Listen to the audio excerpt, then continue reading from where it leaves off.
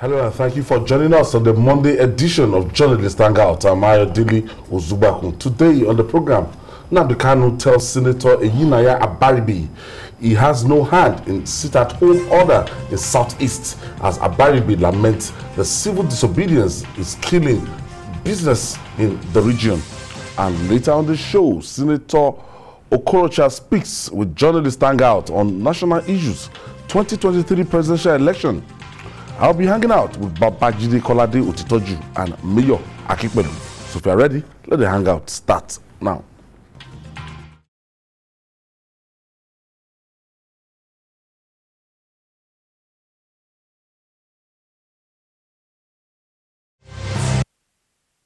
Thank you for staying with us. The people of Southeast Nigeria continue to be confused by conflicting directives on the sit-at-home order in the region. As the confusion rages, the Senate Minority Leader Eyinaya Abaribe has revealed that the detained leader of the indigenous people of Biafra, IPOB, Nnamdi Kanu, told him that he neither ordered nor knew about the Monday sit-at-home, which has continued to be observed in the region. The senator also lamented that businesses are being crippled as a result of the sit-at-home, saying hoodlums hijack and enforce the order on citizens. Today, for some time now, we've been talking about this sit-at-home, and after some time, conflicting orders started coming, and people more out of fear, not out of solidarity again. Because if you come out, they might destroy your shop and everything. So some areas, they still adhere to this Monday sit-at-home order. Yes, it's still very much being obeyed. IPOB has repeatedly made it clear that sit-at-home would only be enforced on the days that Nnamdi Kanu is brought to court. We appear in court. But these days, whether he's appearing in court or not, on Mondays people will sit at home because cultists and other undesirable elements have been capitalizing on it to attack travelers, to attack business people who dare to open their shops. Even if you try to protect your shop on those days, they will still come after you.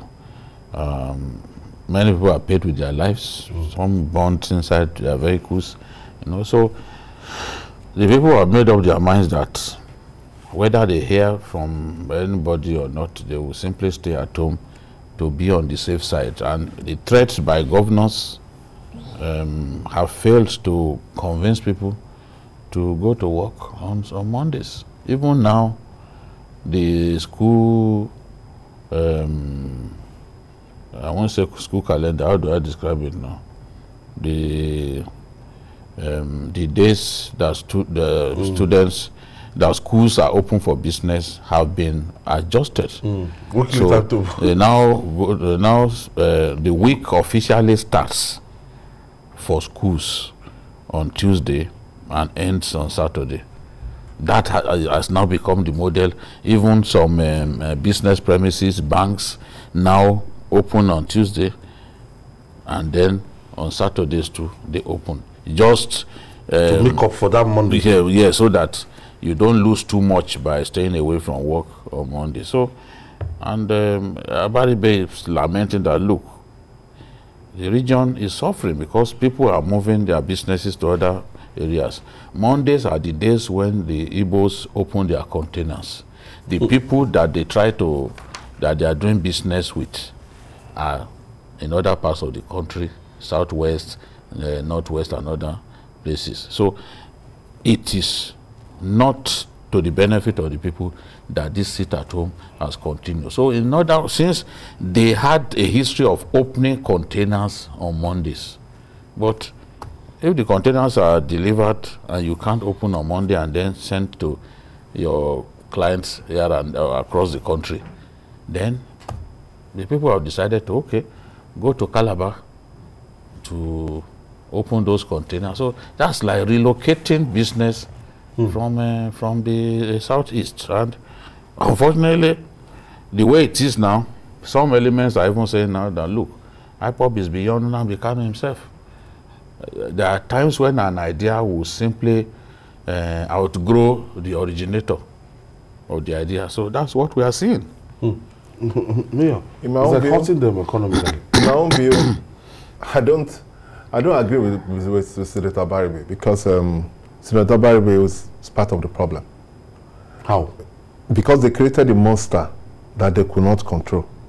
When IPOB was going beyond what was reasonable, they were supporting them. You see, the problem is when you create a monster, it becomes so powerful, you are not even in a position to control what you have created, which is what is going on now. And Nnamdi Kanu and maybe his key officials do not agree with what is going on now. But those who run IPOB now are not Kanu and his lieutenants. It has taken a life of its own. And now they've created people that they cannot control. They can't control those people. Several times they've said, no, this thing is not right. But they've allowed some people, hoodlums and cultists, to taste power. You understand? They've tasted power and they enjoy it. So it's giving them that good time feeling, because they will say, we don't want anybody to open on Mondays, which is ridiculous, which is not reasonable. If you are fighting for the interests of the Southeast, what you are doing is hurting the economy of the Southeast. I think this should and those that you are attacking, are people of the Southeast. So they cannot justify what they are doing. But they've created a monster already, and there's nobody that can control that monster, because when you say that, oh, don't do this, the cultists that have enjoyed the power that comes with that we are IPOB, we are the one, we want the Republic of Biafra, we are the one that's doing things and attacking people everywhere. You can't stop them. You can't stop them, because it's too late to stop them. That's the reality. Because they allowed the agitation to get out of hand. And they created these people. Now they are lamenting that. Abaribe should know that is very close to IPOB. It was the one that signed as shorty for Kanu. They should know, when they were doing those things that they were doing, that it will come to affect them too. And that is the reward of what they created. And we have to face reality. They are just wasting their time. There is no way Kanu can control those boys that are doing things now. Even if he's on ground, he can't control them. Except he agrees to do what they want to do. Do you agree that this thing might have gone out of hand, as in out of Kanu's control? What I disagree with is that Abaribe and co-created Kanu. Kanu created himself. And the government... No, I didn't say created Kanu. I said he supported them. No, I didn't say create Kanu. No. You said they created. No, I said they created a monster. Well, they didn't create any monster. Kanu created himself. Kanu is in his own image. That Abaribe decided to stand shorty for someone does not mean that he approved of all of what he was doing. There is no evidence that the elites created Kanu. It's a case of us not handling him the right way. Did we not have Wazurike behaving basically the same way, agitating for Biafra? The way this man, at the time when we were making Kanu feel important, even on this program I said, look, we are going to make this guy unnecessarily popular. By the time he becomes popular, young people who never witnessed the war, they are the ones who are now, there is nobody who witnessed the war who would want to be on his side. And it's not even entirely true that they enjoyed what he was doing, or that they cannot speak to IPOB. We even saw, even with the last election in Anambra, that they spoke to IPOB, and IPOB changed his mind. The people who are the cultists, who are harassing people in the East, they are not the IPOB members. The old man, one of the surviving ministers of the First Republic, Amechi, who led Igbo leaders of thought to President Buhari, he said there were occasions when he spoke to Kanu and said, please don't do this civil disobedience, and he listened to him. So it's not as if the case is completely, in fact, before IPOB decided that from now, it is only on the days that they bring him to court that there will be civil disobedience. It was in response to demands by leaders from the East that, look, this thing is hurting our people. Can you do something about it? So I still believe that this is not a matter that is beyond redemption. And I'm saying that it is not in all cases that you use force. We tried to use force over the Niger Delta Avengers. It failed miserably. Nobody told us when we decided that dialogue was better. God will spare our lives. It is not in all cases that force can bring the desired result. Even in Colombia, it has now occurred to them in Colombia, after up to more than 40 years of fighting, that is better to embrace dialogue. Now they've come to the round table. To Georgia. You know, after more than 1 million people had been killed, they now come to the round table. So we are saying that, look, there was an opportunity for dialogue when that old man Amechi led people, and the president said, I will consider it. But apparently, after some people spoke with him, they opted for the other option. And the president now said, oh, I would rather let the judiciary do his work. Who filed the matter before the judiciary? There's no case there's no criminal case that the Attorney General of Nigeria cannot decide to discontinue. He has that power to discontinue any matter. He can call for any file and say, no more. I'm taking this over. No, the case is not continuing. Abaribe said at that time that, look, because I was the leader of the Igbo caucus, they contacted me over the matter of bail, and he agreed to stand as surety. And when people were saying, oh, they must arrest him, they didn't know that the judge had already done the needful, which means that even when Kanu did not show up, Abaribe was not liable to be arrested. So standing surety does not mean that he supported all that they were doing. It has reached a point now that no sensible person will watch people die and say he's happy. No, he created himself. That's the point. I disagree with you is to say that who are the people who created Uwazurike? I'm not saying I'm not saying who created Kanu. No, you said it's part of the problem. That was the way you started. No. I said he created. I said Kanu and those who support him. And I still believe and you are mentioning Abaribe is one of his supporters. Because it's too short. Because it's too short. But what I'm saying is that when Kanu, they created Kanu and IPOB.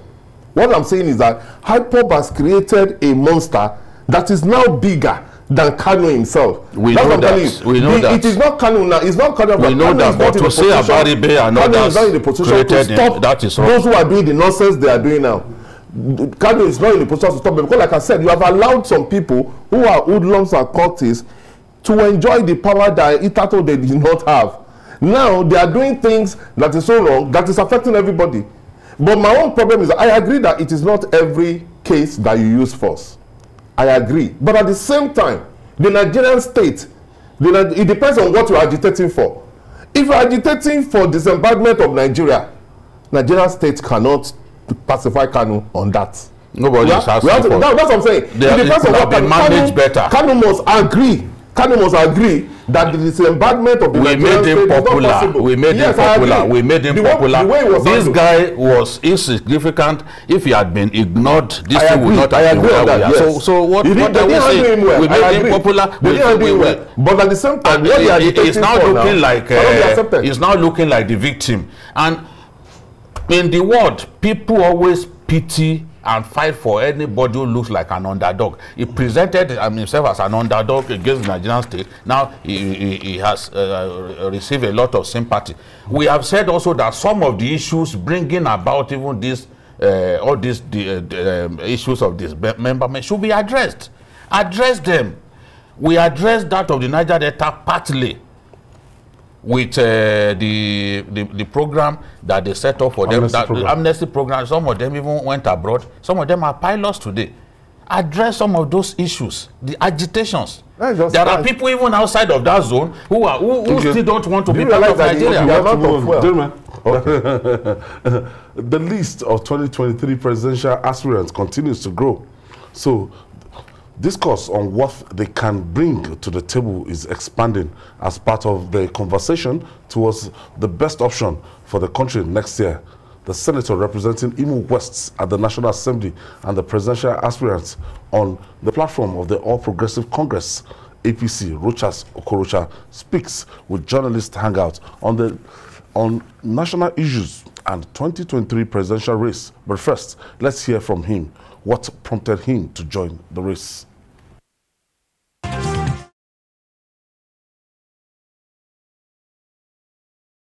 The mood of our nation today calls for a leader in 2023 that can unite this country and give everybody a sense of belonging.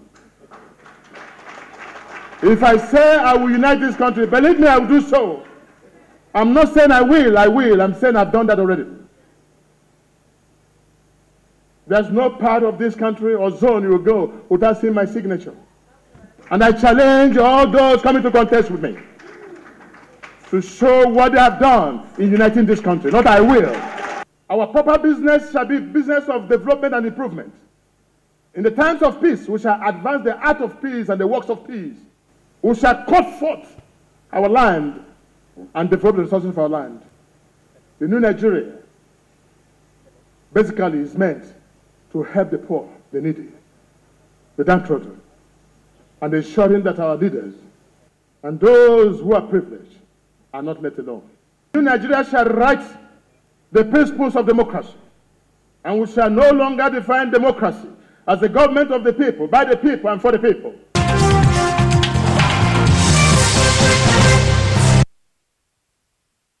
Wow, Senator Rochas Okorocha there.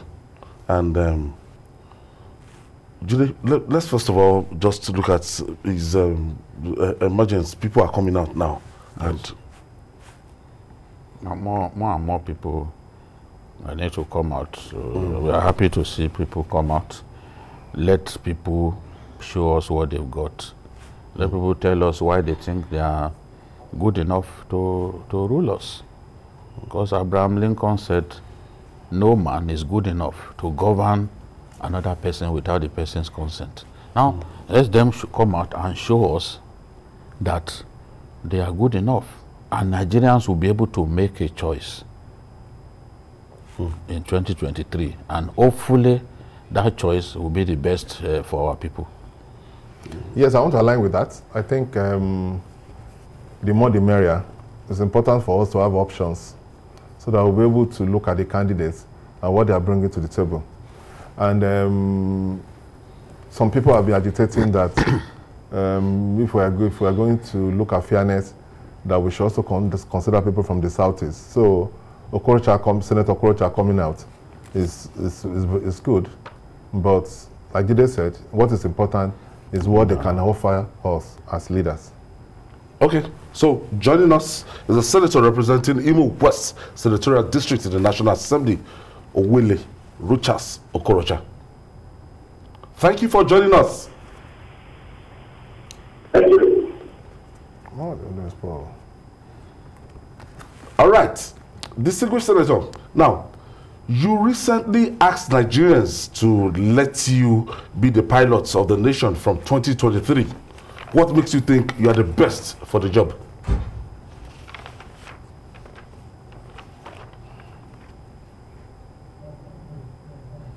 Sure.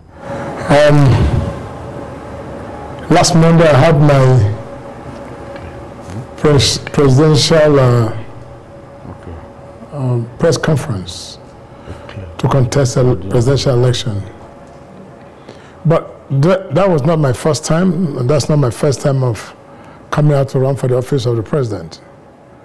The first time was 20 years ago, in 2001, when I declared to run for the office of the President of Federal Republic of Nigeria.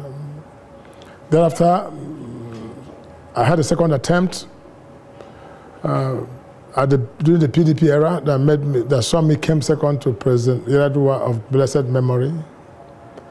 The third one was when I ran under the APC. And all this has been going on. And this one I did the last Monday will be my fourth time of telling Nigerians, listen, I want to lead this country. The question, like you have asked, will be why the persistence? Why this continuous desire to lead this country? It's born out of my passion and vision to make this country great. I am concerned about my nation, and I'm concerned about the ugly situation which our condition points out to us. So this whole thing is about my genuine concern to give my nation a more visionary and purposeful leadership that can make Nigeria great. I have found out that in my own quiet time, I've asked myself a question: what are really the problems bothering our people? Or what are the things that are bothering the citizens of this country? And I've come to classify them into three categories. One is in the bid for drumming for secession and balkanization of Nigeria.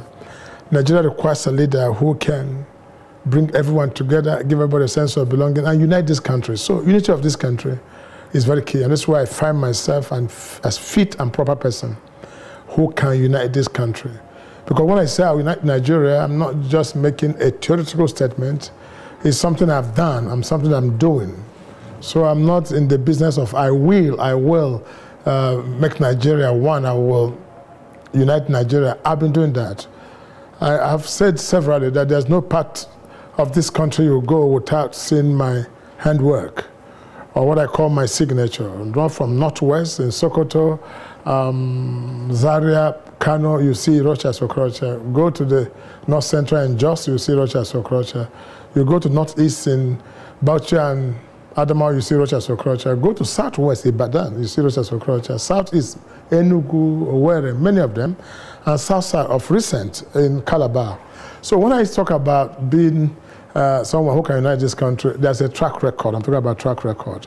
Secondly, this nation at the mood we are, not 20 years ago and not 40 years come, requires a compassionate leader that will have pity on the poor and who will be sensitive to the sufferings of the people. If I say that also that I'm a fit and proper person, that also I'm right, because I've demonstrated compassion for the poor and the needy. That you hear about Rochas Foundation College in the Northwest, in the North Central, in Northeast, South-South, Southwest, Southeast. I don't know those children. I don't know where they come from. What joins me and them is poverty, is sympathy and empathy for them to rediscover who they are. So in terms of having that heart for the ordinary person, I can assure you I will. The other issue will be the issue of economy of our country. Until the issue of economy is addressed, we must be talking about insecurity and joblessness. They're all one. So what do we need? We need a core businessman with business experience who can make nothing out of nothing, who can create wealth, engage our youth, build our economy. Then there will be no restiveness. There will be no insecurity. So this is my stand. This is precisely why I'm coming out on this, yes. Senator Okorocha, let me quickly just take this break. When we come back, we continue the conversation. Thank you for staying with us. We have in the studio Abuja, from Abuja, the senator representing Imo West Senatorial District, Senator Rochas Okorocha. Senator.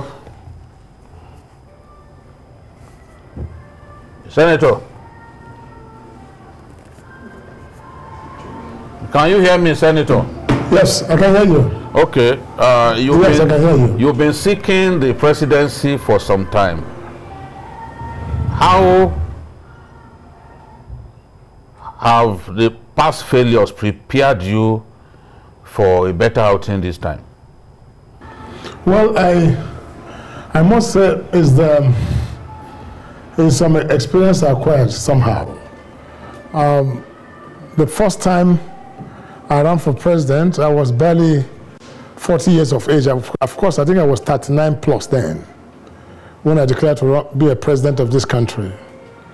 And I went around this country, and I found that I had a huge followership in this country. But at that time, my primary challenge was the same issue of where you come from. At the time I ran for that party under MPP, it was agreed that the presidential, the leaders, a day before the primaries, said that it must go to the north. That saw me that. Second one with Yar'Adua, power was still with President Obasanjo, and he had just finished. He's about to finish when we contested. Again, zoning was the challenge, and President Yar'Adua again won. And then in APC also, it was the same thing. We agreed that power should go to the north. That has always been my challenge. But in all this, it has made me transvert across the various ethnic groups, tribes, and religion, and getting to understand Nigerians as wonderful, beautiful people that really are yearning for a leadership that can, if you like, help their situation. It's been a wonderful experience, and Nigerians really are good people, for what I've seen. But those who have not been able to interact with Nigerians think that Nigeria is really separated, all that. The same feeling, the same people, the same wonderful people. So I'm prepared. So what in your view is the biggest problem confronting Nigeria? And what ideas are you bringing to the table to solve the problem? Well, that's a very complex question, but let me give you the summary. Sometimes, if you ask Nigerians or leaders, what is the problem in Nigeria, they will tell you insecurity. They will tell you poverty. They will tell you electricity. If you give us power, we're fine. They will tell you literacy constitutes the major problem. They will say healthcare. Some will even say infrastructure, road network. But those are symptoms and not the disease. The disease that is affecting this nation is vision and passion, which are the two things that a leader must possess, and depend on the quantum and capacity that he has them. But that's the problem. So what people talk actually as a problem is the symptoms. It's just like when you are suffering from diabetes, and you have and your sugar has gotten to the island of Langerhans, where it has become a major problem. Then you are still treating the sores on your foot and the headache that you have. You are just merely plastering until you address the disease, the causative, and not the effect. They will not be talking. So the problem with Nigeria is inability to acquire sufficient vision to manage the human and material resources in our land. That is where it is. That's the major problem confronting our country. And not that we don't have the human resources, we'll have them in surpluses. Not that we don't have material, we'll have them a lot of it. But ability to harness these to better the lives, the loss of the people is our big challenge. In a similar question you might ask, that is why sometimes when I see people come up on television to say, I constructed this road, I did this, I built this hospital, I built this, which some of us, I do say that, but I tell them that is not achievement because it's simply a product of cashierism. If you have enough money and you become a cashier and somebody, even if you put a child 15 years and give him a cap and red barrel, you can what contract? We're talking about vision now. It's the same vision we're talking about. And until Nigerians begin to identify what is called vision and passion in a leader, they will not be making headway. And how do you understand the vision of somebody? Is this traceable from his track records? What he's been able to do? But that we don't do. So what I'm bringing to bear is vision backed up with passion, love for the country, which I think I have for this country, and I think I have the vision for this country. Now, Senator, do you think you have enough cross-country support for this project in terms of acceptance across the board? I do. To take for the Northwest, any typical Nigerian from Northwest will want to give me his support, because they will understand that I've shown enough passion, love for the people of Northwest. And they will agree with you, even in the Northeast or North Central, even in Southwest. Sometimes I tell, there's no reason why a South person will not give me support. Today is on record that I've trained well over 5,000 indigenous children of the Yoruba indigenous. And this, to me, they are my children, so I'm one of them. Why would they want to support me? Or would it be the Igbos or the South? So I think my track record speaks for myself, for me, and what I've done speaks for me. This is why I think I enjoy that. I'm also understand the culture, the tradition of the people, because I've interacted with them. But let me tell you something that might shock you this evening, is that what runs through me is an Igbo blood. I'm a full-fledged Igbo man. I'm very proud of it. But I'll tell you that what I became today is courtesy of the North. My education, my upbringing, my whole childhood, my livelihood is the entire North. But what made me what you call a wealthy person or somebody of means is my contact with the Yoruba person. So if I didn't have that partnership with the Yoruba man, I wouldn't have been the Rochas that can own a home, own a car, or even for this election. So I have made a vow that I cannot hate my origin. Neither will I bite the fingers of the North that educated me or bite the fingers of the West that empowered me. So Nigeria is my constituency. And I make boast to say that nobody can claim to be a Nigerian more than Rochas Okorocha himself. See, let us talk about your party, the APC. There are internal squabbles here and there within the APC. Don't you think these divisions are capable of derailing even the capacity of the APC to retain power? Much more have someone like you elected on the platform of the party.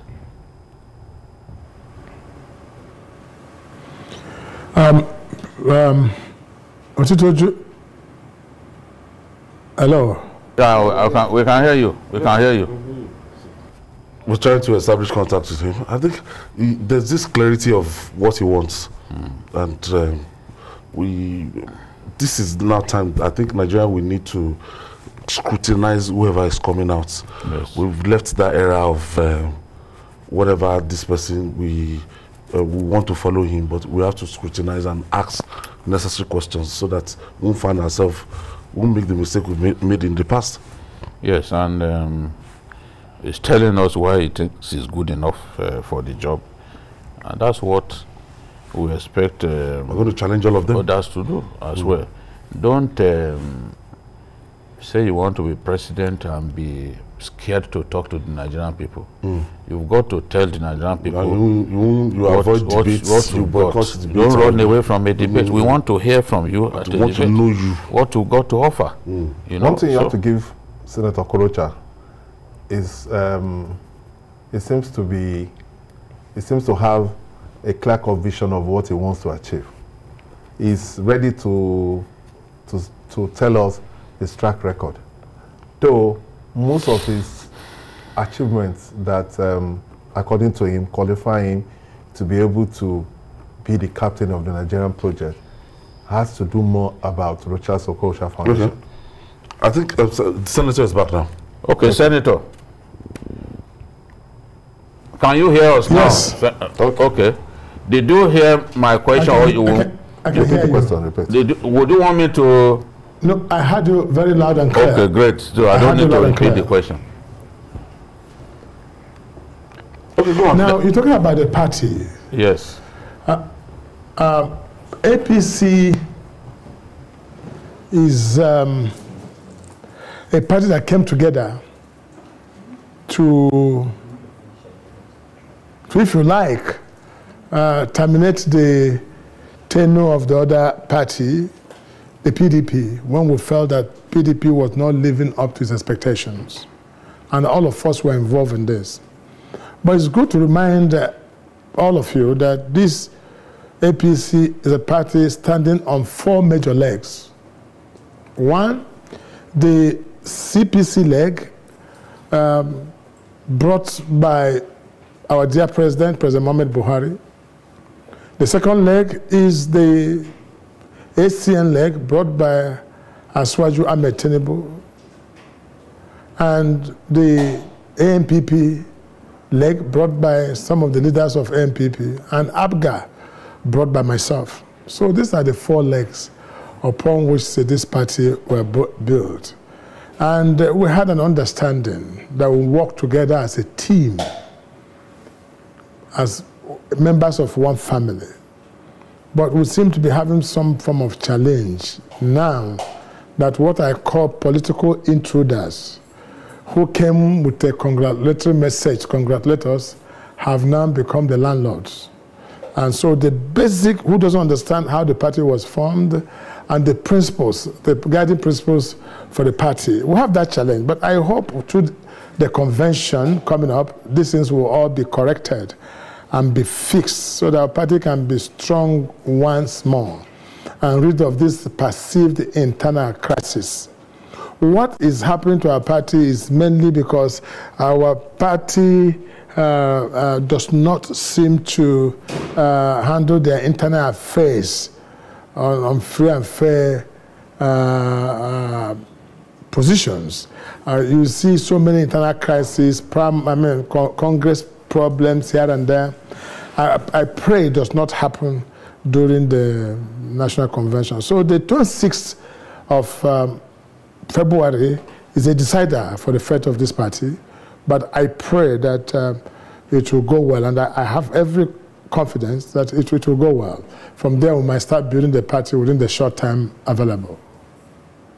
Why did you choose to declare your interest on the floor of the Senate instead of going to President Buhari like your fellow aspirants? Well, that's my primary constituency. I have to inform my home. The Senate is my home. I have to inform my home and say, listen, gentlemen, I'm one of you. I want to be running for the office of the President of the Federal Republic of Nigeria, which I've done.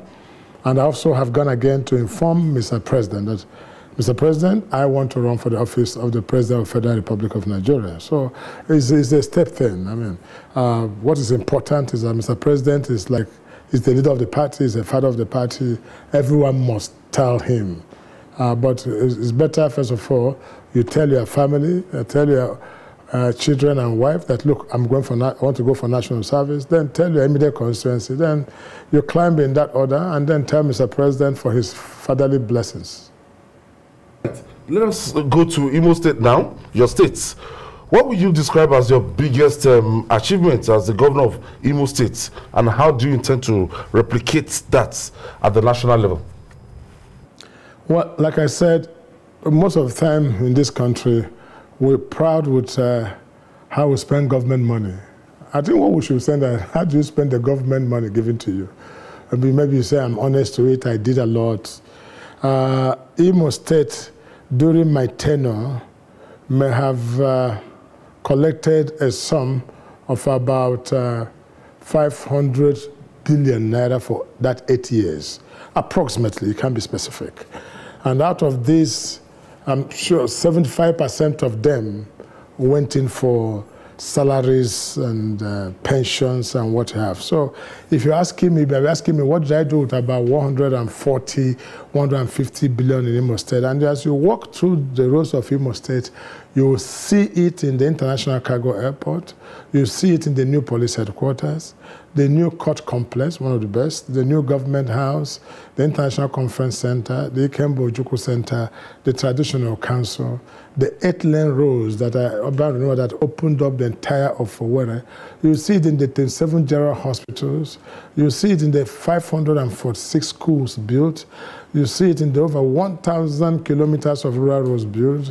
You see it in the 27 chapels, 27 ICT centers. You see it in the 2 stadia built in Imo State. So a lot of the project, but that is what I call cashierism, telling more people that I spend your money well for you. But I'm talking about vision now. What is my greatest achievement will be the free education.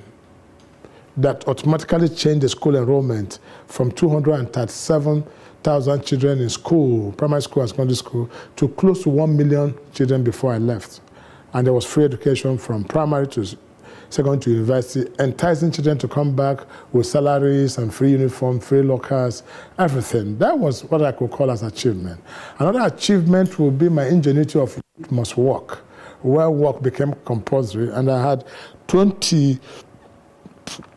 25,000 youths engaged as a result into security, teaching, and all that. And another achievement of mine is the introduction of volunteerism for retired teachers and retired civil servants to go back and be useful to their society without counting cost of return. And I built the Elders Center, what I call Senior Citizen Center in Imo State for the first time.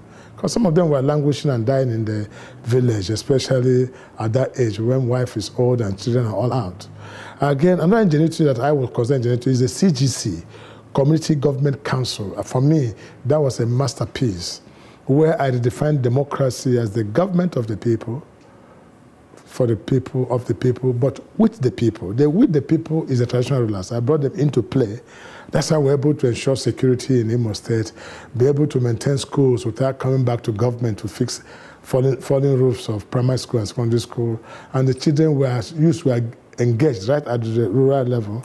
And we have what is called Imo Security Network, and taking 11 young men from every community, and we had more than 700 communities, and they were all working. Then the other one is Pardon and Return of Arms, where we brought young men that brought back their arms in exchange for a job. Those what I call ingenuity. And then, of course, I introduced the first urban renewal in that city that changed the two-lane roads to 4 lanes, and 4-lane roads to 8 lanes, and so a lot was done in Imo State in the history. No, Senator, fair enough. Staying with Imo State, what is responsible for the fact that yourself and the incumbent governor, Senator Hope Uzodinma, are at loggerheads at this time? What are people quarreling about? I don't know. I think I should ask people that question. I don't know, because if I know, I'll give an answer. But what if you ask me, what do I suspect? There's nothing other than I think there's some kind of hate, natural hate and envy. I have nothing to disagree with Governor Hope Uzodinma. I don't think of anything, honestly. But some people tell me that that he's being used by those who thinks I'm a threat for the presidential aspiration, and those who brought him from number 4 to number 1. That's the reason. Senator, he says you've been governor for 8 years, and you still behave as if you are the current governor. Have you made any serious efforts in reconciliation with the governor?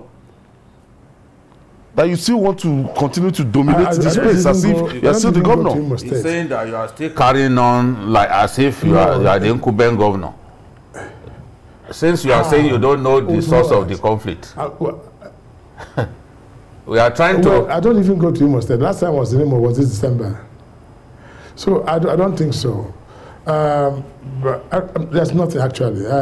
I'm not doing anything. What would I have done? I don't even talk. I don't say a word in Imo State. I'm here busy with my challenges of life. I don't think it is so. Either there's this imaginary thing I think he's imagining, but of course you see that a lot of things has happened in the Imo State, ranging from shooting of my son-in-law, shooting him, he almost got killed, the destruction of my wife's properties, the molestation of my wife and my daughter, the abduction of Uche Nwosu, and the church saga. So many things has happened. But in all this, I've never reacted one day or do anything because I love peace. But I don't know. But I hope very soon, Hope Uzodinma will come to realize that I'm not his problem. Our party leaders and elders tried to reconcile both of you. Have they made efforts?